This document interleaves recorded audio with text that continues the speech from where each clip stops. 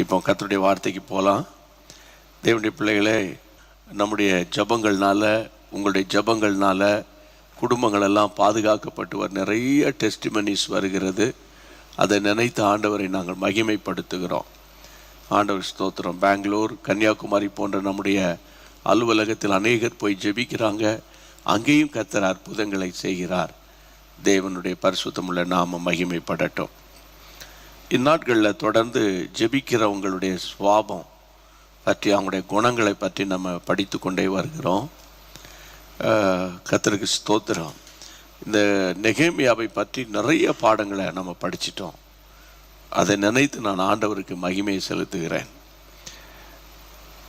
நெகேமியா ஜெபிக்கிறவர் என்பதற்கு பைபிளில் நெகேமியாவின் முதல் அதிகாரம் தொடங்கி 13ஆம் அதிகாரம் வரைக்கும் அநேக இடங்களில் அவர் ஜெபிக்கிறதை பார்க்கிறோம். அதனால் அவர் ஒரு ஜெபம் பண்ணுகிற, ஜெபத்தின் மேல் நம்பிக்கை வைத்திருக்கிற ஒரு ஜெபிக்கும் மனிதர். அது ஒரு பக்கம். ஜெபிக்கும் மனிதனுடைய சுவாபம் அல்லது குணம், அவனுடைய குண லட்சணங்கள், அவனுடைய கேரக்டர்ஸ், இது இன்னைக்கு நமக்கு ரொம்ப பேர் உதவியாக இருக்கிறது.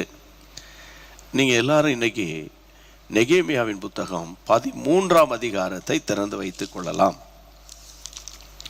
நெகேமியாவின் புத்தகம் இன்னைக்கு முடிஞ்ச அளவுக்கு நம்ம பார்ப்போம். இது நம்ம நாளைக்கு நம்ம ஆண்டு சித்தமானால் கவனிக்கலாம். 13ஆம் அதிகாரத்தை திறந்து வைத்துக் கொள்ளுங்கள். அதற்கு முன்பாக 12ஆம் அதிகாரத்தின் 44ஆம் வசனத்தை வாசிக்கலாம்.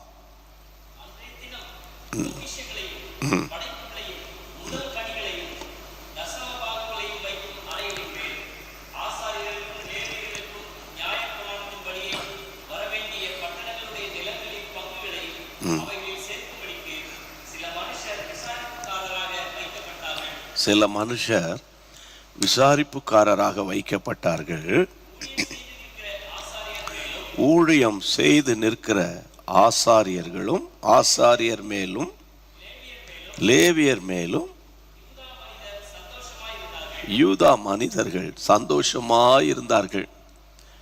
இப்போ அலங்கம் ஆண்டவருடைய பெரிய கிருபையினால் 52 நாட்களில் கட்டி முடிக்கப்பட்டு சகல ஒழுங்கும் கிரமமாக எல்லாவற்றையும் நெகேமியா ஒழுங்குபடுத்தி கொண்டே வருகிறார்.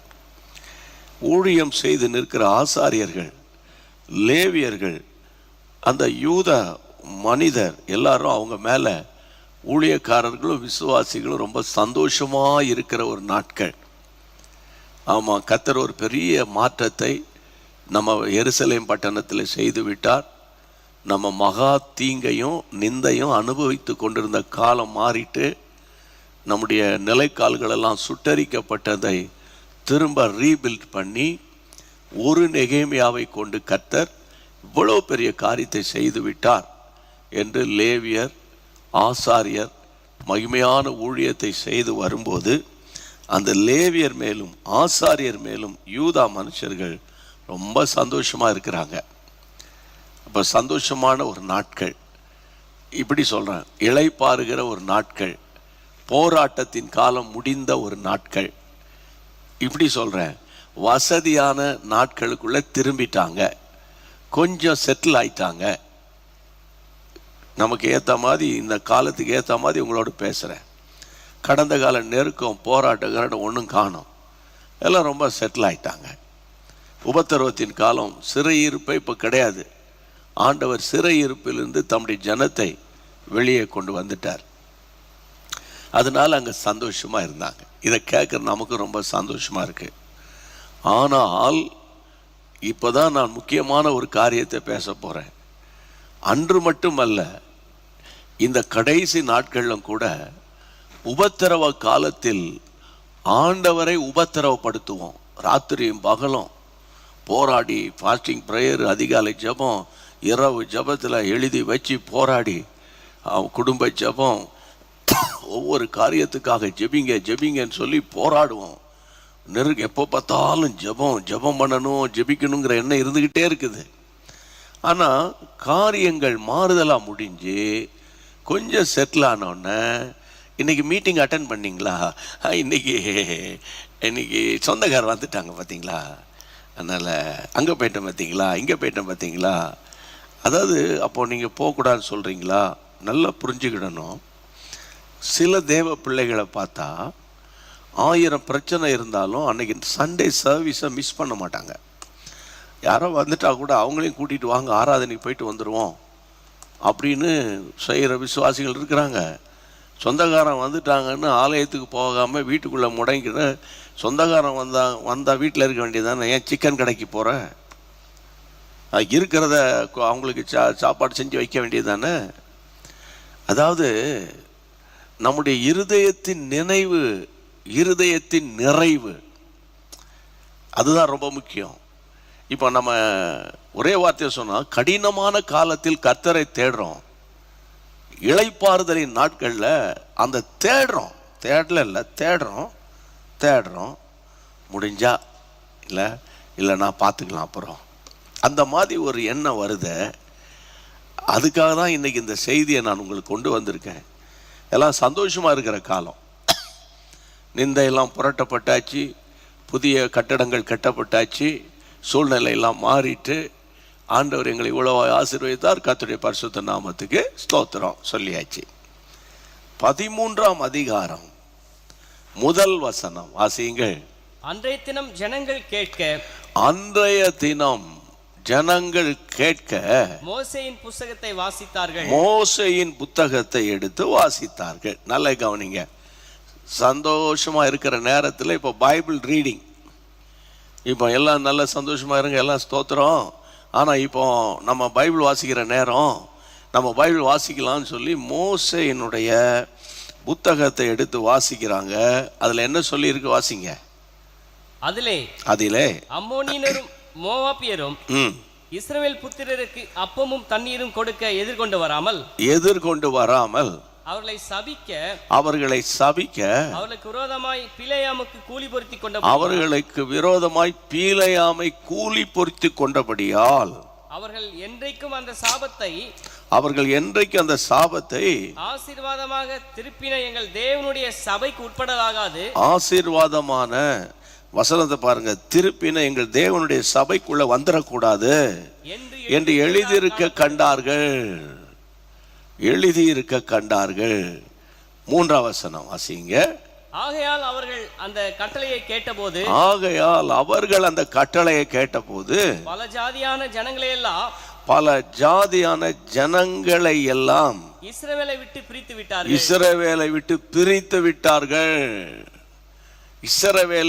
பிரித்து விட்டார்கள். அது வரைக்கும் ஆளோட ஆளா அம்மோனியன் மோவாப்பியன் அந்த லிஸ்ட் போட்டிருக்கு பாருங்க. 1ஆம் வசனத்தில் அம்மோனியர் மோவாப்பியர், இல்லை இந்த சன்பலாத்து தொபியாலாம் அம்மோனியர் மோவாப்பியர், இந்த மாதிரி குரூப்பு.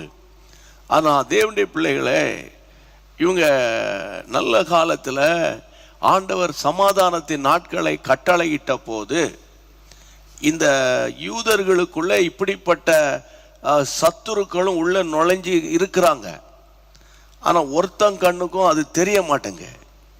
இது ஒரு பொல்லாத ஆவி நம்முடைய டீமில் வந்திருக்குது, அல்லது நம்முடைய இனத்திற்குள்ளே வந்திருக்கிறது.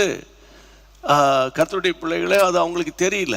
ஆனால் மோசேயினுடைய நியாயப்பிரமாண புத்தகத்தில் அந்த பழைய எண்ணாகமத்தில் வாசித்த அந்த பீலேயாமை குறித்து அங்கே எழுதப்பட்டிருக்குது. தேவ ஜனங்களை ஆசீர்வதிக்க சூழ்நிலையில் சபிக்க வைக்கிறதுக்கு அவனுக்கு லஞ்சம் கொடுத்து கூலி கொடுத்து அவனை கூட்டிட்டு வந்த அந்த சாபத்தை ஆண்டவர் ஆசீர்வாதமாக மாற்றினாரு. அதுக்கு காரணம் என்னன்னா, இந்த கூலி பொருத்தின அம்மோனியர் இந்த மோவாபியரோடு தேவனுடைய சபைக்கு வரவே கூடாது, இப்படிப்பட்ட ஆட்கள் தேவ சபையில் இருக்கக்கூடாது என்று அந்த மோசேயின் புத்தகத்தில் எழுதியிருக்கிறதை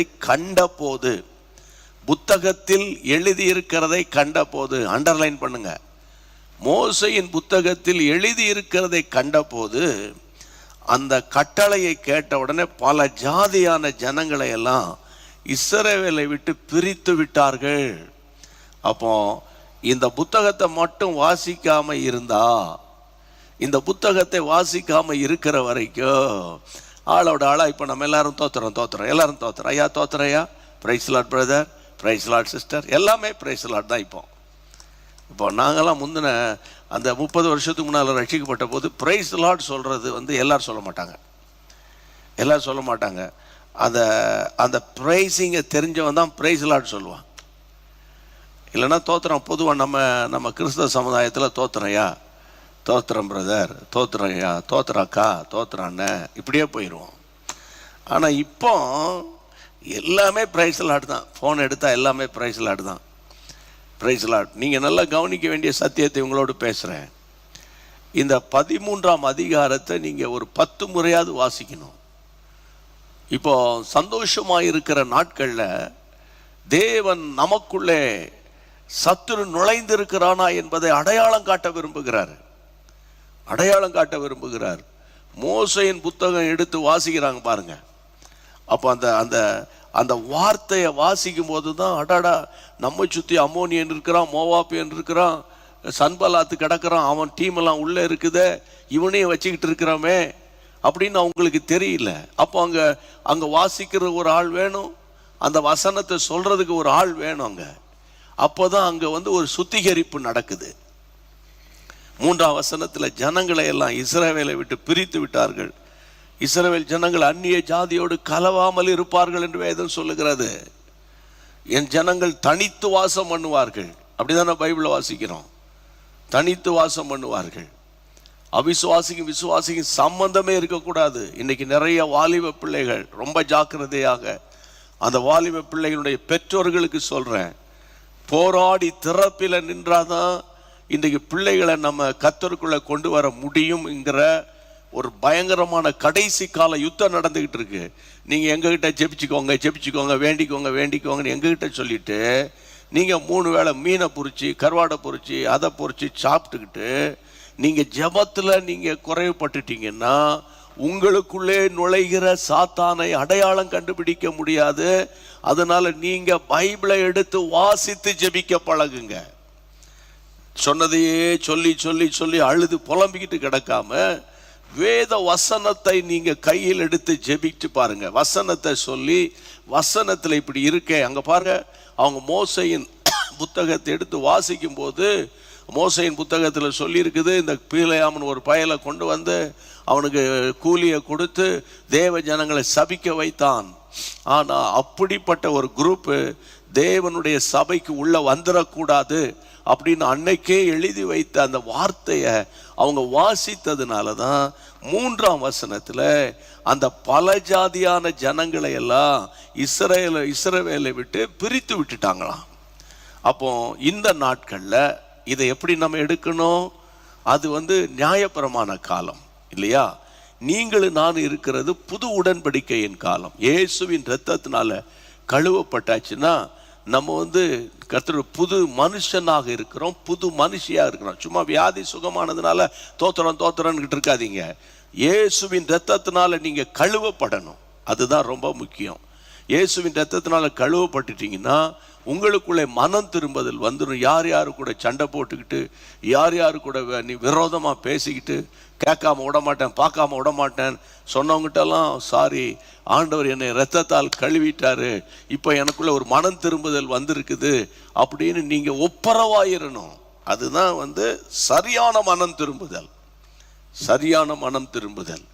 அப்போ தேவனுடைய பிள்ளைகளை, மனம் திரும்புகிற ஒரு பாவி நிமித்தம் பரலோகத்தில் மிகுந்த சந்தோஷம். தேவனுக்கு மகிமை உண்டாவதாக. அப்போ இந்த நெகேமியாவின் புத்தகத்தில் தேவனுடைய பிள்ளைகளே இங்கே பாருங்க, நெகேமியா நாட்கள்ல ஆண்டவர் ஒரு பெரிய எழுப்புதலை கொண்டு வந்தார். பொதுவாக நெகேமியானாலே 52 நாட்களில் ஆலங்கம் கட்டப்பட்டது. அதை தான் நம்ம பெருசாக சொல்லிக்கிட்டு இருப்போம். உண்மைதான். அவர் அதுக்காக எடுத்த விலைக்கிரயம், எடுத்த சிரமம், பாடு கொஞ்சம் நெஞ்சம் கிடையாது. இங்கே பாருங்க, இப்போ விசுவாசிகளுக்குள்ள அவிசுவாசிகளும் அந்நிய ஜாதிகளும் கலந்து இருக்குது. உடனே அவங்கள எல்லாரும் பிரித்து விட்டார்கள். அப்போ இந்த நாட்களில் கர்த்தர் உங்களோடு என்ன காரியத்தை பேசுகிறாரோ, முதலாவது பைபிள் ரீடிங்கை மெயின்டைன் பண்ணுங்க. பைபிள் ரீடிங்கை ஏதோ ஒரு கிறிஸ்தவனாக இருக்கிறதுனால டெய்லி ஒரு புக்கு வாசிக்கிறதுனால அது மாதிரி இன்னைக்கு இத்தனை நாளைக்குள்ளே இப்படி வாசிக்கணும், அது தப்பு கிடையாது. ஆனால் உங்களுக்கு எதாயிலும் அதிலிருந்து நீங்கள் கற்றுக்கொண்டீங்களா பாடம்? அது எப்படி பிரதர் அப்படின்னா, ஒரு நோட்டு பக்கத்தில் இன்றைக்கி சங்கீதம் 55 வாசித்தேன். அதில் என்ன இருக்குது பாருங்க, 17ஆம் வசனத்தில், நான் அந்தி சந்தி மத்தியான வேளைகளில் தேவனை நோக்கி நான் முறையிடுவேன், கர்த்தர் என் ஜெபத்தை கேட்பார். நான் தியானம் பண்ணி முறையிடுவேன், கர்த்தர் என் ஜெபத்தை கேட்பார். அப்போ உடனே நீங்கள் எழுதணும், ஆண்டவரே இந்த வசனத்தின்படி நானும் ஒரு நாளைக்கு 3 வேளையாவது தோத்திரம் பண்ணி ஒரு 5 நிமிஷம் 10 நிமிஷம் ஜெபிக்கிறதுக்கு உதவி செய்யுங்க அப்படின்னு எழுதி வச்சு கொஞ்ச நேரம் அதுக்காக ஜெபிக்கணும். சும்மா நீங்கள் ராணி கல்கண்டு குமுதம் வாசிக்கிற மாதிரி வாசித்துட்டே போகக்கூடாது. சிலருக்கு அதில் அப்படி வாசித்துட்டு போய், இன்றைக்கி அதில் சில சொல்லுவாங்க, இன்றைக்கி நான் 25 அதிகாரம் வாசித்துட்டேன், அதை நான் ரொம்ப சந்தோஷப்படுறேன். ஆனால் அதனால் நீங்கள் அறிந்து கொண்ட சத்தியம், உங்களுக்கு கிடைத்த வெளிப்பாடுகள், அப்போ தான் உங்களுடைய உள்ளான மனுஷன் டெவலப் ஆவான். இல்லைன்னா நான் 2 முறை பைபிள் வாசித்தேன், 4 முறை பைபிள் வாசித்தேன், 5 முறை பைபிள் வாசித்துட்டேன் அப்படின்னு சொல்லலாம். அது தப்பு கிடையாது. சும்மா கிடக்கிறதுக்கு பைபிள் வாசிக்கிறது நம்ம நல்லது தான். என்ன சொல்கிறீங்க? சில நேரத்தில் புரியலைன்னா கூட வாசித்துக்கிட்டே இருந்தால் கூட அந்த வார்த்தை உள்ளே போக போக போக போக நமக்குள்ள ஒரு பெரிய மாற்றத்தை கொண்டு வரும். கையை வைத்து ஆண்டவரை ஸ்தோத்திரம் பண்ணுங்க. ஆண்டவர் நல்லவர், பிரியமானவர்களே. அப்போ இந்த நாட்களில் அந்நிய ஜாதிகளை நம்ம விலக்க வேண்டிய காலம். அந்நிய ஜாதினா நான் ஜாதியை பற்றி பேசுகிறேன்னு நினைக்காதீங்க. அதாவது புரிஞ்சுக்கோங்க, நல்ல அந்நிய ஜாதின்னு தமிழில் வருதுல்ல, அதெல்லாம் அந்நிய தேசத்து மக்கள். அதான் இந்த சன்பல்லாத்து, தொபியா, அம்மோனியரு, இவனை தான் சொல்லப்பட்டிருக்க தவிர நம்ம ஊரில் செட்டியார், முதலியார் அப்படிலாம் இருக்குல்ல, அதெல்லாம் கிடையாது. அதெல்லாம் கிடையவே கிடையாது. கையை வைத்து கர்த்தரை தோத்திரம் பண்ணிடுங்க.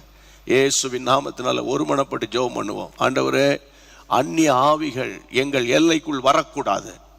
ஆண்டவரே, அப்படிப்பட்ட ஆவிகளை கண்டுபிடித்து விலக்குவதற்கு எனக்கு தைரியத்தை தாரும். கையை வைத்து ஜெபம் பண்ணுங்க. எங்கள் பிள்ளைகள் வழியாக, எங்கள் பேர பிள்ளைகள் வழியாக, ஆண்டவரே மற்ற என் நண்பர்கள் வழியாக அந்நிய ஆவிகள் எங்கள் வீட்டுக்குள்ளே ஊடுருவக்கூடாது, ஊடுருவி வந்துடக்கூடாது. இயேசுவின் நாமத்தில் ஒருமனப்பட்டு ஜெபிக்கிறோம். இயேசுவின் நாமத்தினால அந்நிய ஆவிகள், அந்நிய அக்கினி, ஆமாண்டவரே அந்நிய அக்கினி ஆண்டவர் எங்களுக்கு வேண்டாம். ஆண்டவரே, பரலோக தேவன் எங்களோடு இருந்தால் போதும். அந்நிய மக்கள், அந்நியருடைய வழிபாடுகள் எங்களுக்குள்ளே வந்துடக்கூடாது. ஆமாண்டவரே, அந்நிய வழிபாடுகள், அந்நிய கலாச்சாரம் எங்க வீட்டுக்குள்ள வந்துடக்கூடாது. ராபாமா ராவியா துரோகுபா, இயேசு என்ற நாமத்தில் ஜெபிக்கிறோம். இயேசு என்ற நாமத்தில் ஜெபிக்கிறோம். இந்த ஜெபத்தை கர்த்தர் கேட்கிறீர். அதனால கரந்தட்டி ஸ்தோத்திரம் பண்ணி பாடிடுவோமா எல்லாம் சேர்ந்து? Thank you Lord. சாத்தானின் மேல் அதிகாரம் தந்ததே இயேசுவின் நாமமே. ஆமென். சாத்தானின் மேல் அதிகாரம் தந்ததே இயேசுவின் நாமமே. சத்ரு கோட்டைகளை தகர்த்தெறிந்தது கிறிஸ்துவின் நாமமே. சத்ரு கோட்டைகளை தகர்த்தெறிந்தது இயேசுவின் நாமமே. கரங்களை தட்டி பாடுவோம். இயேசு நாமமே ஜெயம் ஜெயமே. சாத்தானின் சக்தி ஒன்றுமில்லையே. இயேசு நாமமே ஜெயம் ஜெயமே. சாத்தானின் சக்தி ஒன்றுமில்லையே. அல்லேலூயா வசனா, அல்லேலூயா அல்லேலூயா ஆமென். அல்லேலூயா வசனா, அல்லேலூயா அல்லேலூயா ஆமென். ஆமென். ஆண்டவருக்கு மகிமை உண்டாவதாக. 4ஆம் வசனம், 13ஆம் அதிகாரம் 4ஆம் வசனம். இப்போ நம்ம எல்லாரும் நீங்க எடுத்துக்கொள்ளணும். நாங்க வாசிக்க போறோம். வாசிங்க. இதற்கு முன்னே எங்கள் தேவனுடைய ஆலயத்தின் அறைகளை விசாரிக்க வைக்கப்பட்ட ஆசாரியனாகிய எலியாசிப் தொபியாவோடே சம்பந்தம் கலந்தவனாயிருந்து. நல்ல வசனம் பாருங்க. இதற்கு முன்னே எங்கள் தேவனுடைய ஆலயத்தின் அறைகளை விசாரிக்க வைக்கப்பட்ட ஆசாரியனாகிய எலியாசிப், தொபியாவோடே சம்பந்தம் கலந்தவனாயிருந்தான். பாருங்க, இது எவ்வளவு பெரிய பயங்கரமான, இதுக்கு என்ன வார்த்தை சொல்றதுன்னு எனக்கு புரியல. அதாவது ஒரு விசுவாசிகள் தேவன் விரும்பாத அந்நிய ஆவிகளோடு, அந்நிய மனுஷர்களோடு சம்பந்தம் கலக்கிறதே பயங்கரமான அருவருப்பு. ஆனால் இங்க எலியாசிப்பு, இந்த எலியாசிப்புக்கு அவர் என்ன டிபார்ட்மெண்ட்ல வேலை பார்க்கிறாருன்னா, அங்க பாருங்க, தேவனுடைய ஆலயத்தின் அறைகளை விசாரிக்க வைக்கப்பட்ட ஆசாரியன். தேவனுடைய ஆலயத்தினுடைய அறைகளை சுத்தம் பண்றது, அறைகள் என்னென்ன பொருட்கள் எங்கெங்க இருக்கணும்னு அதை மெயின்டைன் பண்றது, அது எவ்வளோ பெரிய முக்கியமான பழைய ஏற்பாட்டு உபதேசத்தின்படி இல்லை பிரகாரம் மகா பரிசுத்த ஸ்தலம், மகா பரிசுத்த ஸ்தலம் அப்படின்னு ரொம்ப முக்கியமான இடத்துல ஊழியம் செய்கிற எலியாசிப்பு. இந்த எலியாசிப்பு ஒரு ஊழியக்காரன், ஆசாரியன், ஆலயத்தில் நின்று ஜனங்களுக்கு பரிந்து பேச வேண்டிய ஒரு ஆளு இல்லையா? அதாவது பரலோக தேவனுக்கும் ஜனங்களுக்கு நடுவாக நிற்க வேண்டிய ஒரு மனுஷன் தான் ஆசாரியன். ஆனா இந்த எலியாசிப்பு பைபிள வாசிக்கிறோம், தொபியாவோட சம்பந்தம் கலந்திருந்தான். தொபியாவோட சம்பந்தம் கலந்திருக்கிறான். எனக்கு அன்பான கர்த்தருடைய பிள்ளைகளே, இன்றைக்கு நீங்க நல்லா கவனிக்க வேண்டிய முக்கியமான ஒரு சத்தியத்தை இங்கே நான் உங்களுக்கு எடுத்து காண்பிக்க விரும்புகிறேன். இப்ப அந்த 4 வாசிக்கும் போது 28 வாசித்திரலாம். 28. ஆமென். யோய்தாவின் புத்திரரிலே வாசிங்க டக்கு. பிரதான ஆசாரியனாகிய எலியாசிபினுடைய குமாரன் ஒருவன் ஓரோனியனான சன்பல்லாத்துக்கு மருமகனானான். ஆகையால் அவனை என்னை விட்டு துரத்தினேன். யோய்தாவின் புத்திரரிலே பிரதான ஆசாரியனாகிய எலியாசிப்பினுடைய குமாரன் ஒருவன்.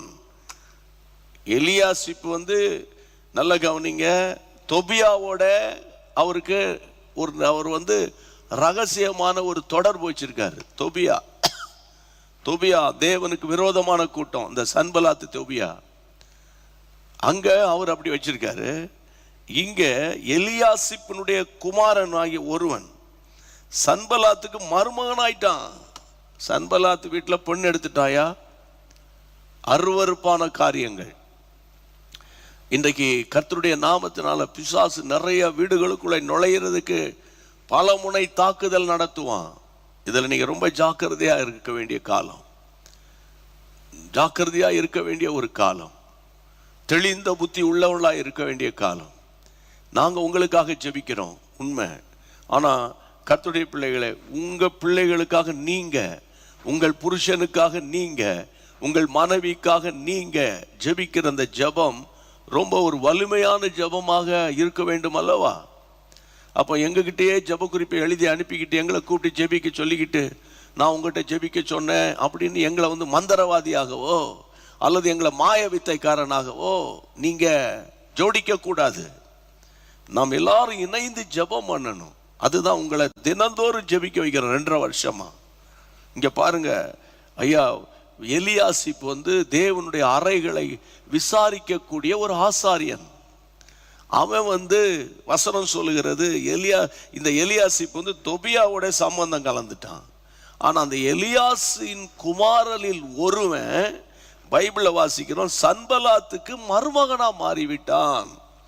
அப்போ இதுல இருந்து என்ன புரிஞ்சுக்கிட்டேன்னா, நான் நெகேமியாவோட கூட வாழ்ந்து நெகேமியாவினுடைய போராட்ட ஜபத்தினால ஆசீர்வாதத்தை அனுபவிக்கிற இந்த முட்டாளான இந்த ஆசாரிய கூட்டம், இவங்க உள்ள இருந்துகிட்டு அருவருப்பான காரியங்களில் ஈடுபட்டு இருக்கிறார்கள். கர்த்தருடைய பிள்ளைகளே, அப்போ தொபியாவோடு சம்பந்தம் கலக்கிறது, சன்பலாத்து குடும்பத்தில் சம்பந்தம் கலக்கிற அருவருப்பான காரியங்களில் தொடர்புடைய ஒரு கூட்டம் அங்கு இருக்கிறதை 13ஆம் அதிகாரம் நமக்கு ரொம்ப அழகாக விவரிக்கிறது. நெகேமியாவின் நாட்களில் அப்படிப்பட்ட ஒரு கண்ணீரோடு ஜெபிக்கிற ஒரு மனுஷனுக்கு இருக்கிற போராட்டத்தை பாருங்க. எந்த தொபியாவோடு சன்பலாத்தோடு எதிர்த்து நின்று யுத்தம் பண்ணி கொண்டிருக்கிறானோ அவன் வீட்டுக்குள்ள போய் உறவு கொள்ளக்கூடிய அளவுக்கு இந்த ஆசாரியர்களுக்கு எப்படி துணிவு வந்தது? இதுதான் சாத்தானின் தந்திரம். இன்றைக்கு அப்படி இருக்கு. இந்நாட்களில் இப்படிப்பட்ட அருவருப்புகள் நடக்குது. அப்போ பிரியமானவர்களே, இப்போ ஒன்று நமக்காக ஜெபிக்கணும், இரண்டாவது பிறருக்காக ஜெபிக்கணும். பிறருக்காக ஜெபிக்கணும். அவன் மேலே இருக்கிற ஆசாரிய ஊழியம். ஆசாரியர்களாக எல்லாரும் மாற முடியாது. அந்த கோத்திரம் தான் ஆசாரிய கோத்திரம், லேவியர் தான் அதுக்குள்ளே போக முடியும். அப்போ சாத்தான் அவங்களுடைய சிந்தையை திருடக்கூடிய அளவுக்கு எந்த தொபியா தேவ ஜனங்களுக்கு விரோதமாய் கேவலமாய் பேசினானோ, நெகேமியாவை வேதனைப்படுத்தினானோ, அந்த தொபியாவோடு சம்பந்தம் கலக்கிற அந்த சன்பலாத்து வீட்டுக்குள்ளே போய் அங்கு மருமகனாக கூடிய ஒரு துணிகரம் இன்றைக்கு வந்திருக்கிறதாக அந்த வசனத்திலிருந்து நம்ம கண்டுபிடிக்கிறோம்.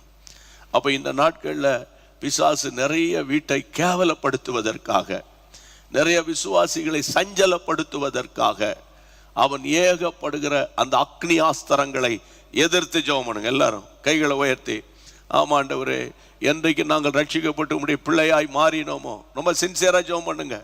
எங்கள் வீடுகளுக்குள்ள, எங்கள் சகோதரர் வீடுகளுக்குள்ள, எங்கள் சகோதரின் வீடுகளுக்குள்ள இந்த சன்பலாத்து தொபியாவின் ஆவிகள், அந்நிய ஆவிகள், தேவனுக்கு விரோதமாய் பேசுகிற, தேவனுடைய ராஜ்யத்துக்கு விரோதமாய் கிரியை செய்கிற அந்த பொல்லாத கூட்டங்கள் எங்களுடைய ஆலயத்துக்குள்ள இருக்கக்கூடாது. எலியாசிப் போன்ற ஆண்டவரே ஆசாரியர்கள் அன்றைக்கு துணிந்து இந்த காரியத்தை செய்தார்கள். இன்றைக்கு ஊழியத்தில் இருக்கிற ஊழியர்களுக்காக ஜெபிக்கிறோம். திருச்சபையின் தலைவர்களுக்காக ஜெபிக்கிறோம். ஆண்டவரே, திருச்சபையில முன்னணியில நின்று ஆராதனை நடத்துகிற தேவ மனிதர்களுக்காக ஜெபிக்கிறோம். இப்படிப்பட்ட அருவருப்பான காரியங்களுக்கு உடன்படாதபடிக்கு தலைவர்களுக்குள்ளே பரிசுத்தம் உண்டாவதாக, திருச்சபையினுடைய லீடர்ஸ்குள்ளே ஒரு பரிசுத்தம் உண்டாவதாக, வேத வசனத்தை குறித்த, தேவனை குறித்த ஒரு வைராக்கியம் உண்டாவதாக. ஆமாண்டவரே, ஆமாண்டவரே, ஆமாண்டவரே. நெகேமியாவின் நாட்கள் எவ்வளவு போராட்டத்தின் நடுவே போய் அந்த அலங்கத்தை 52 நாட்களை கட்டுவதற்கு எவ்வளவு ஸ்ட்ராட்டஜி, எவ்வளவு பிளான், எவ்வளவு ட்ரிபுலேஷன், ஆண்டவரே, இவ்வளவு நெருக்கங்கள் மத்தியில் கட்டப்பட்டிருந்தாலும் இப்படிப்பட்ட எலியாசிப்புகளை ஆண்டவரே, ஆண்டவரே, நாங்கள் இனங்கண்டு அழிக்கிற கிருபை எங்களுக்கு தாரும். இயேசுவின் நாமத்தினாலே ஜெபிங்க, எல்லாம் ஜெபிங்க. எல்லா மாவட்டங்களில் இருக்கிற பாஸ்டர்ஸுக்காக, எல்லா மாவட்டங்களில் இருக்கிற ஊழியக்காரர்களுக்காக, எல்லா சபைகளுக்குள்ள இருக்கிற, ஆமென், கத்தோலிக்க சபைகளுக்குள்ள, தென்னிந்திய திருச்சபைகளுக்குள்ள, ஆமாண்டவரே, கர்த்தாவே, அசம்பிளிஸ் ஆஃப் காட் சபைகளுக்குள்ள, அதே போல ஆண்டவரே, Methodist, Anglican, Presbyterian, seventh day Adventist brethren group, ஆண்டவரே, இப்படி நிறைய இண்டிபெண்டன்ட் சர்ச்சஸ் எங்கெங்கெல்லாம் தேவ ஜனங்கள் ஆராதிக்கிறார்களோ அங்கு ஊழியர்களுக்குள்ளே ஆண்டவரே எந்த விதத்திலும் ஆண்டவரே பணத்துக்காக அரசியலுக்கு பின்னால போகிறது, பணத்துக்காக உலகத்துக்குள்ளே போகிறது, பணத்துக்காக பதவிக்காக ஆண்டவரே, ஆண்டவரே, கேவலமான காரியத்தை செய்கிற காரியங்களில் இருந்து முற்றிலுமாய் கர்த்தர் விடுதலையாக்கும்படி நாங்கள் பாரத்தோடு ஜெபிக்கிறோம். இந்த ஜெபத்தை கேட்டபடியால் கரந்தட்டி ஸ்தோத்திரம் பண்ணி பாடுவோம். Thank you Lord. நேசரின் ரத்தம் என் மேலே நெருங்காது சாத்தான், நேசரின் ரத்தம் என் மேலே நெருங்காது சாத்தான். பாசம சிலுவையில் பலியானார், பாவத்தை வென்று விட்டார். இயேசு பாசம சிலுவையில் பலியானார், பாவத்தை வென்று விட்டார். கோட்டைக்குள்ளே நான் நுழைந்து விட்டேன், இனி எதுவும் அணுகாது, எந்த தீங்கும் தீண்டாது. கோட்டைக்குள்ளே நான் நுழைந்து விட்டேன், இனி எதுவும் அணுகாது, எந்த தீங்கும் தீண்டாது. இன்னும் ஒரு காரியத்தை நம்ம பார்க்கலாம். இந்த நல்ல ஒரு சப்ஜெக்டை நீங்கள் நல்லா எழுதிக்கிட்டே வாங்க. சில தேவ பிள்ளைகள் சந்தோஷமாக சொல்கிறாங்க, இதை ஒரு புத்தக வடிவில் கொண்டு வந்தால் பிரயோஜனமாக இருக்கும் என்று. கர்த்தருக்கு ஸ்தோத்திர. ஆண்டவர் செய்ய உதவி செய்வார். ஆண்டவருடைய நாமம் மகிமைப்படட்டும். நீங்கள் வாசிக்க வேண்டிய அடுத்த வசனம் 13ஆம் அதிகாரத்தினுடைய 5ஆம் வசனம் வாசியுங்கள். முற்காலத்தில் காணிக்கைகளும் சாம்பிராணியும் பனிமுட்டுகளும் லேவியருக்கும் பாடகருக்கும் வாசல் காவலாளருக்கும் கட்டளை பண்ணப்பட்ட தானியம், திராட்சரசம், எண்ணெய் என்பவைகளிலே தசமபாகமும் ஆசாரியரை சேர்கிற படைப்பான காணிக்கைகளும் வைக்கப்பட்டிருந்த இடத்தில் ஒரு பெரிய அறையை அவனுக்கு ஆயத்தம் பண்ணியிருந்தான். ஆமென். இங்க பாருங்க, வேதம் சொல்லுகிறது, முற்காலத்தில் காணிக்கைகள், தேவனுக்கு அடுத்த பொருட்களை வைக்க வேண்டிய ஆசாரியர்கள் சேர்க்கிற படைப்பான காணிக்கைகள் வைக்கப்பட்டிருந்த ஒரு இடத்துல ஒரு பெரிய அறையை அவனுக்கு ஆயத்தம் பண்ணியிருந்தான். எலியாசிப்பினுடைய அவலட்சணங்களை பாருங்களேன். சன்பலாத்து தொபியா தேவ ஜனங்களின் எல்லைகளுக்குள்ளே வரக்கூடாது. சன்பலாத்து தொபியா அம்மோனியர் மோவாப்பியர் தேவ ஜனங்களுக்கு ரைட் ஃப்ரம் த பிகினிங் அவங்க தான் வந்து பயங்கர ஆப்பனண்ட், பிசாசே. ஆனா இந்த எலியாசிப் வந்து தேவ ஜனங்கள் கொடுக்கிற காணிக்கைகள், தானியங்கள் எல்லாவற்றையும் சேர்த்து வைக்கிற ஆலயத்தில் ஒரு பெரிய அறையை அதெல்லாம் கிளியர் பண்ணிட்டு, அந்த வசனம் சொல்லுகிறது, தொபியாவுக்கு ஒரு பெரிய அறையை உண்டு பண்ணி அவனுக்கு ஆயத்தம் பண்ணி இருக்கிறான். சத்துருவை தேவனுடைய ஆலயத்துக்குள்ளே கொண்டு வந்து வைக்க எலியாசிப்பு தயங்கவில்லை. இது துணிகரமான ஒரு பாவம், துணிகரமான பாவம். இந்த நாட்களிலும் தேவ ஜனங்கள் ரொம்ப ஜாக்கிரதையா இருக்க வேண்டிய ஒரு காலம். ஆமா, பிசாசு ஒருத்தனுக்குள்ள வந்துட்டானா அந்த பிசாசு என்னெல்லாம் செய்ய விரும்புதோ அவ்வளோ அவன் செய்வான் பாருங்க. ஆமா, இன்றைக்கு கர்த்தருடைய பிள்ளைகளை, நான் ஊழியத்தில் இருக்கும்போது ஒவ்வொரு பைசாவுக்கு நம்ம கணக்கு வைக்கணும், பண விஷயத்தை பொறுத்த வரையில். ஆமாம், நீங்கள் ஆலயத்தில் ஊழியம் செய்கிறீங்கன்னா, நீங்கள் ட்ரெஷரராக இருந்தீங்கன்னா ஒவ்வொன்றுத்துக்கும் நீங்கள் கணக்கு வச்சு, ஏன்னா தேவ ஜனங்கள், ஏழை ஜனங்கள். இந்தியா வந்து என்ன ஒரு பெரிய பணக்கார நாடா? சரி, பணக்கார நாடாக இருந்தானா என்ன, ஒவ்வொரு பணத்துக்கும் கணக்கு வச்சு, எதுக்காக உங்கள் சொந்த காரியத்துக்கு போகும்போது அது உங்கள் சொந்த பணத்தில் போகணும். எல்லாம் ஊழிய பணத்தை போட்டு மிக்ஸ் பண்ணி அது இதுன்னு கணக்கு எழுதி, இன்றைக்கு நிறைய இடங்களில் பண விஷயத்தில் உண்மை இல்லாமல் போகிறதுனால தான் இந்த எலியாசிப்பு போன்ற ஆசாரியர்களுக்கு தொபியாவை கொண்டு வந்து தேவனுடைய வீட்டுக்குள்ளே வைக்கிறது அவங்களுக்கு பெரிய பாவமாக தெரியலையே. பதவிக்காக, தங்களுடைய மேன்மைக்காக அவங்க இப்படி செய்தான். அடுத்த வசனம், 6ஆம் வசனத்துக்கு வாங்க. இதெல்லாம் நடக்கும்போது 6ஆம் வசனம், நான் எருசலேமில் இல்லை, பாபிலோன் ராஜாவாகிய அர்தசஷ்டாவின் 32ஆம் வருஷத்திலே நான் ராஜாவிடத்துக்கு போய் சில நாளைக்கு பின்பு திரும்ப ராஜாவிடத்தில் உத்தரவு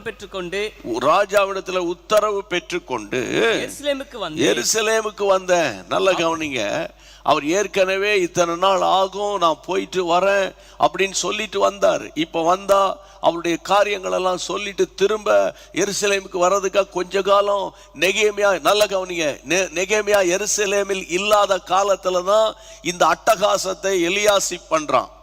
ஆமா, நிறைய இடங்கள்ல பாருங்க, ஊழியக்காரர்கள், பாஸ்டர்ஸ் இன்னைக்கு சர்ச்சில் இல்லைன்னா அன்னைக்கு வரமாட்டான். நிறைய பேர் இன்னைக்கு பாஸ்டர் இல்லை, யாரோ ஒருத்தர் வந்து பேசுறாராம். யாரா அது யார் அது? அவங்க ஊழியக்காரங்க தானே, நீ போக வேண்டியது தானே. பாஸ்டர் இல்லை, உனக்கு தெரியுமா? பேசுகிற சில பேர், பாஸ்டர் இல்லை, அதனால் பாஸ்டர்னா போக மாட்டியா? அப்போ பாஸ்டருக்காக தான் சர்ச்சுக்கு போறியோ?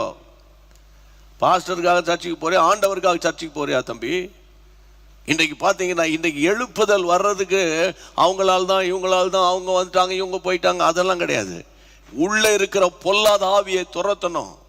இப்போ பாருங்க, நெகேமியா அவர் தான் வந்து ரிவைவல் லீடர், அவர் தான் விஷனரி, அவனுக்கு தான் விஷன் இருக்குது. இவர் ராஜாவினிடத்துல போய் அங்கே தகவலை சொல்லிட்டு இன்னும் கொஞ்சம் காலம் வேணும்னு சொல்லிட்டு வரப்போகிற அந்த கேப்ல சாத்தானை உள்ள கொண்டு வரான் பாருங்க, அந்த கேப்ல. அப்போ நம்ம எவ்வளோ போராடி ஜெபிக்க வேண்டிய ஒரு காலம் இந்த காலத்தில். கர்த்தருடைய பிள்ளைகளே, இந்த நாட்களில் பாருங்க, பிசாசு எப்படி உள்ள நுழைஞ்சு நெகேமியா ஊர்ல இல்லாத, எருசலேமில் இல்லாத நாட்களில் இந்த எலியாசிப் வந்து தொபியாவுக்கு ஒரு அறையை உண்டாக்கி இப்படியெல்லாம் பண்ணி வச்சிருக்கிறான். வேதம் சொல்லுகிறது 7ஆம் வசனத்துல, எருசலேமுக்கு நான் வந்தேன், அப்பொழுது எலியாசிப் தொபியாவுக்கு தேவனுடைய ஆலய பிரகாரங்களிலே ஒரு அறையை ஆயத்தம் பண்ணினதுனால செய்த பொல்லாப்பை அறிந்து கொண்டேன். எல்லாரும் அறிந்து கொண்டேன், அதுல ஒரு அண்டர்லைன் பண்ணுங்க, அறிந்து கொண்டேன் பண்ணுங்க, அப்புறம் சொல்றேன். பண்ணிட்டீங்களா? ஓகே. இப்ப பாருங்க, சில விசுவாசி சொல்லுவாங்க, அது அவர் அபிஷேகம் பெற்றவருப்பா, அது நம்ம ஒன்றும் பேச வேண்டாம்ப்பா, அது பார்த்துக்கலாம்ப்பா, அது பண்ணுறோம்ப்பா, நமக்கு தெரியாதுப்பா, அது தெரியாதுப்பா. நல்லா கவனிக்கணும். இந்த மாதிரி நம்ம அறியாமையின் காலங்களை தேவன் காணாதவர் போல இருந்தார். சபையின் அருவருப்புகளை கர்த்தர் உங்களுக்கு காண்பிப்பாரானால் நீங்கள் அதற்காக ஜெபம் பண்ண வேண்டும். இங்க வந்த இப்ப நெகேமியா பாருங்க, ஜெருசலேமுக்கு திரும்பி வந்துட்டாரு. வந்த உடனே தேவனுடைய ஆலய பிரகாரங்களில் ஒரு அசுத்தாவியை கொண்டு வந்து வச்சு அதுக்காக ஒரு அறையை கிளியர் பண்ணி அந்த அறைக்குள்ளே இந்த தொபியாவை வைத்திருக்கிறதை, இந்த பொல்லாப்ப நான் அறிந்து கொண்டேன். அறியணும், இன்னைக்கு சபைக்குள்ள என்ன அருவருப்புகள் நடக்குது, என்ன அட்டகாசம் நடக்குது. இல்ல குடிகாரர்கள் எவ்வளவு பேர் சர்ச்சை ஆட்சி பண்றானுங்க. இன்னைக்கு சில ஸ்தாபனங்களை, அதாவது ஸ்தாபன தலைவர்கள் நடத்தாம, அதாவது முன்னாள் நீதிபதிகள் நடத்துறாங்க. அவல நிலைமை இன்னைக்கு சபைகளில். சபையின அங்கீகரிக்கப்பட்ட அபிஷேகம் பண்ணப்பட்ட பிஷப்மார்கள் இன்னைக்கு ஆலயங்களை நடத்த முடியாம கர்த்தருடைய பிள்ளைகளை சட்டத்துறை அங்க நின்று நடத்துது. சட்டத்துறை எலெக்ஷன் நடத்துது. காவல்துறை அங்க எலெக்ஷன் நடத்த வேண்டிய அவல நிலை ஏற்பட்டு இருக்குது. காரணம் என்னன்னா, ஆலயங்களுக்குள்ளே நுழைந்த எலியாசிப்பினால வந்த தொபியாவின் ஆவிகள். அப்ப இதுக்கு என்ன செய்யணும் பிரதர்? ஒன்னே ஒன்று சொல்றேன், எழுப்புதல். நீங்க நினைக்கிற மாதிரி பெரிய பெரிய ஊழியக்காரர்கள், பிரபலமானவங்க, இந்த மாதிரி யூடியூப்ல பேசுறவங்க, டிவியில பேசுறவங்க மூலமா தான் வரும்னு நினைக்கிறத நீங்க நினைச்சு கூட பார்க்காதீங்க. கிராமப்புறங்களிலே கண்ணீரோடு ஜெபிக்கிற விசுவாசிகள் மூலமா தான் கர்த்தர் எழுப்புதலை உண்டாக்குவார். அப்ப சபையின் அருவருப்புகளை பற்றி நம்ம சொல்லி அந்த அருவருப்புகளுக்காக ஜெபம் பண்ணணும். அவங்ககிட்ட போய் காம்ப்ரமைஸ் பண்ணிடக்கூடாது. நம்மளை தூக்கி விட்டுருவான், நம்மளை டிரான்ஸ்ஃபர் பண்ணிடுவான், அல்லது சீட்டை கிழிச்சுடுவான். ஒன்று சொல்றேன், தேவ சித்தம் இல்லாம உங்க மேல ஒருத்தராலும் கை வைக்க முடியாது. அந்த மாதிரி ஒரு வைராக்கியம் இருக்கணும். அப்படிப்பட்டவனை தான் கர்த்தர் வருங்காலங்களில் பயன்படுத்த முடியும். அப்போ இந்த நாட்களில் பாருங்க, எந்த தொபியாவோடு காலகாலமா போராடி கொண்டிருக்கிறாரோ அந்த தொபியாவை கொண்டு ஆலயத்துக்குள்ள கொண்டு வைத்ததை, அந்த அறையை ஆயத்தம் பண்ணினதை நான் அறிந்து கொண்டேன். அப்போ அதுல ஒரு நல்ல, எல்லார் கண்ணுக்கு தெரியாது இந்த விஷயம்லாம், பொதுவாக எல்லார் கண்ணுக்கு தெரியாது. அந்த பரிசுத்த ஆவியில நிரம்பி ஜெபிக்கிறவனுக்கு தான் இந்த மாதிரி அசுத்த கிரியைகள் அங்க தெரியும். சாதாரணமா பிரசங்கம் பண்ணிட்டு போறவங்களுக்கு ஒன்றும் தெரியாது. 3 பாயிண்ட் 4 பாயிண்ட் அப்படின்னு சொல்லிட்டு போறவங்களுக்கு தெரியாது. அபிஷேகத்துல நிரம்பி, தீர்க்க தரிசன அபிஷேகத்துல நிரம்பி பிரசங்கிக்கிற பிரசங்கியா இருக்குதான் அந்த சபைக்குள்ள போன உடனே அங்க என்ன காரியம் நடக்குதுங்கிறத அவங்க ஆவியில நிரம்பி பிரசங்கம் பண்ணுவாங்க. கர்த்தருக்கு ஸ்தோத்திரம். அப்படிப்பட்ட ஒரு எழுப்புதலின் காலம் நம்முடைய ஆலயங்களுக்குள்ள வரணும் பிரியமானவர்களே. அடுத்த வசனத்தை பாருங்க, இதோட நம்ம இன்னைக்கு முடிக்கலாம். கர்த்தருடைய பிள்ளைகளை, அதனால் 8ஆம் வசனம், அதனால் நான் மிகவும் மனமடிவாகி. பாத்தீங்களா, அதனால் மிகவும் மனமடிவாகி. அவர் சொல்றாரு, இதனால நான் ரொம்ப உடைஞ்சு போயிட்டேன். அவனுக்கு தானே பாரம் இருக்கும் ஐயா, ஊழியம் செய்யறவனுக்கு தான் என் பாரம் இருக்கும். சும்மா எலெக்ஷன்ல நின்றுட்டு வரவனுக்கு பாரம் இருக்குன்றீங்க. கர்த்தருடைய பிள்ளைகளே, ஊழியம் செய்யறவனுக்கு தான் என் பாரம் இருக்கும். ஒரு ஆத்துமாவுக்காக கர்ப்ப வேதனை படுகிறேன் பவுல் சொல்றாருல்ல. அப்ப இன்னைக்கு பாருங்க, இந்த பிரச்சனையை அறிந்த உடனே அவர் சொல்றாரு, நான் மிகவும் மனமடிவாகினேன். அவர் எவ்வளவு கஷ்டப்பட்டு ராஜா கிட்ட பர்மிஷன் வாங்கி சில காலமாய் உட்கார்ந்து அழுது புலம்பி ஜெபம் பண்ணி ஃபாஸ்ட் பண்ணி அவர் இந்த அலங்கத்தை கட்டி முடிக்கிறதுக்கு எவ்வளோ பிரயாசங்கள், எவ்வளோ திட்டங்கள்.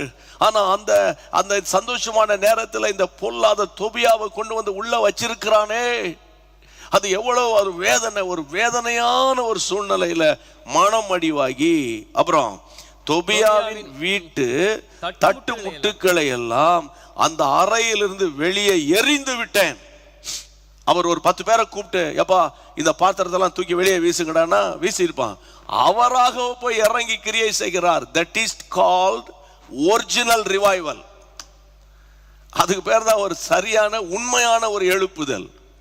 தேவன் விரும்பாத அருவருப்புகளை ஆலயத்திலிருந்து அகற்றிடணும், ஆலயத்திலிருந்து அகற்றணும். ஆமா, உங்க வீட்டில் நீங்கள் ஒரு வீடை கட்டுறீங்க, அதில் அந்த சில உலகத்தின் கலாச்சாரம் அந்த வீட்டுக்குள்ளே வந்துடக்கூடாது. ஊழியக்காரங்களை கூப்பிட்டு தோத்திரம் பண்ணி நல்லா தோத்திரம் பண்ணி ஜெபம் பண்ணிட்டா போதும். வேற அது இதெல்லாம் அங்கே பண்ணிட்டு கிடக்கூடாது.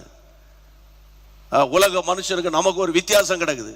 கேட்டால் அந்த கலாச்சாரம் இந்த கலாச்சாரம் இல்லை, அந்த சமாச்சாரம்லாம் வந்துடக்கூடாது. ஆண்டவருடைய பிள்ளைகள் என்னைக்கு நம்ம ரட்சிக்கப்பட்டு மனம் திரும்பினமோ, தொபியாவின் பொருட்கள் நம்ம வீட்டுக்குள்ளே இருக்கக்கூடாது. ஆலயம் சொல்றீங்களே, எந்த சர்ச்சை பற்றி பேசுறீங்க? நீங்கள் கத்தோலிக்க சபை பற்றி பேசுறீங்களா, சிஎஸ்ஐ பற்றி பேசுறீங்களா, ப்ராட்டஸ்டாண்டை பற்றி பேசுறீங்களா, ஆங்கிலிக்கனை பேசுறீங்களா, பிரிஸ்பிட்டின் பேசுறீங்களா, பெந்தேகோஸ்தை பேசுறீங்களா? யாரை பற்றி பேசுறீங்க? வேற யாரையும் பற்றி பேசல.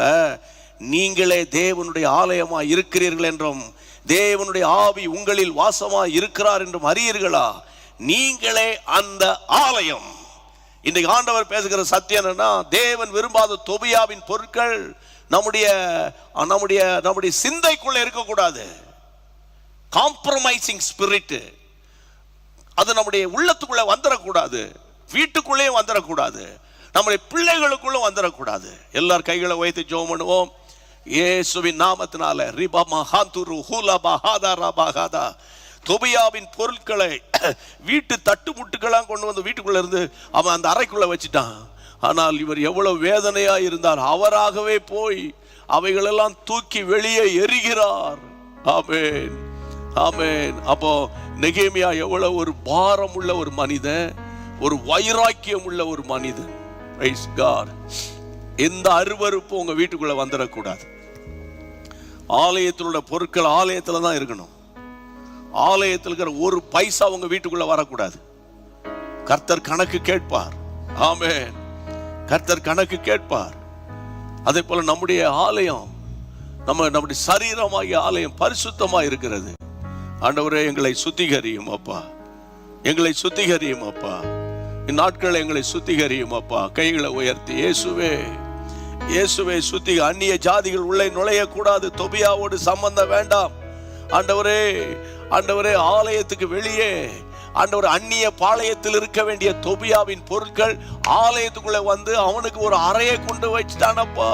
இயேசுவே, இயேசுவே, எங்கள் ஆலயங்களுக்குள்ளே விக்கிரக ஆராதனைகளோ ஆண்டவர் அவலட்சணமான ஆராதனைகள் வந்துடக்கூடாது. எங்க ஆலயங்களில தேவன் விரும்புகிற ஆராதனைகள் நடக்கணும்ப்பா. கர்த்தாவே, உமக்கு ஸ்தோத்திரம். உம்முடைய ஜனங்களை தைரியப்படுத்துங்க, பலப்படுத்துங்க ஆண்டவர். இப்படிப்பட்ட நல்ல எழுப்புதல் காரியத்துக்காக வைராக்கியம் பாராட்டணும். அவங்க என்ன நினைப்பாங்க, இவங்க என்ன நினைப்பாங்க, எத்தனை லட்சம் லாஸ் ஆனும் பரவாயில்ல, என் மீட்பர் உயிரோடு இருக்கிறார், அவர் என்னை நடத்துவார். தகப்பனே, ஆண்டவரே, நெகேமியா 13ஆம் அதிகாரத்தில் இருந்த சுத்திகரிப்பின் ஆண்டவரை சத்தியங்களை ஆண்டவரை நாங்க இன்றைக்கு கற்றுக்கொண்டு வருகிறோம். தொடர்ந்து நாளைக்கு இதனுடைய கண்டினியூஷனை கற்றுக்கொள்ள எங்களுக்கு உதவி செய்யும், பலப்படுத்தும், நல்ல சுகத்தை தாரும். உடைய பூரண பலத்தால் எங்களை நிரப்புங்கப்பா.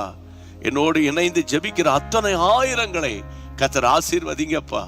வேலைக்கு போயிட்டு, ஸ்கூலுக்கு போயிட்டு, வெளியே போயிட்டு ஓடி வந்து சத்தியத்தை கேட்கிறாங்கப்பா. உடைய பிள்ளைகளை பலப்படுத்துங்க, தொடர்ந்து பேசுங்க. இயேசுவின் நாமத்தில் ஜெபம் கேளும் பிதாவே, ஆமென், ஆமென். கர்த்தரை ஸ்தோத்திரம்.